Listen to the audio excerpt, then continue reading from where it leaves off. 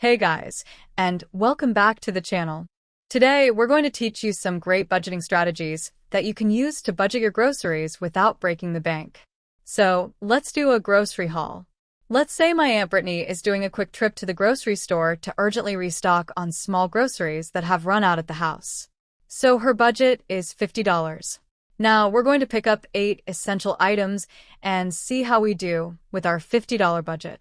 Let's get started. On our list, we have number 1, bread.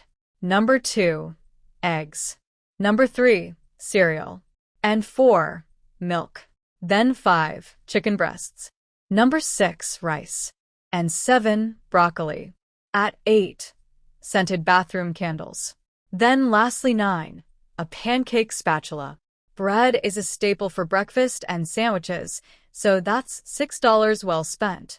Next, eggs are super versatile and packed with protein. Perfect for breakfast, lunch, or dinner. At $4. Cereal for our daily breakfast at $12. Now let's grab milk for our cereal, coffee, and baking needs at $5. Chicken breasts are great for multiple meals, a bit pricey, but a necessity for our protein intake. At $10. Next, rice is a budget-friendly staple that can be paired with almost anything. At $10. Broccoli for our greens and nutrients at $3. Then we have scented bathroom candles at $4. And lastly, a pancake spatula at $6. So now time for the moment of truth. Let's see how we did. Yikes! It looks like we're $10 over budget. So let's sort this out.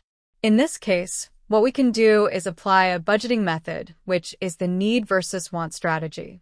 Bread, eggs, milk, chicken, rice, and broccoli. These are our needs, essentials for meals. Bathroom candles and a pancake spatula? They're great, but more of a want for now. And just like that, we're back on budget. By prioritizing our needs, we've managed to save $10. And those candles and the spatula, we can always grab them next time if we have a bit of extra cash. So there you have it, a successful grocery haul for $50, sticking to our budget with the help of the need versus want technique. Give it a try next time you shop and let us know how it goes in the comments below. If you found this helpful, don't forget to like, subscribe, and hit that bell icon for more budget-friendly tips. Magpie Safe is the budgeting software we used in this video, so we've left their link in the description if you'd like to check them out. Thanks for watching, and see you in the next video.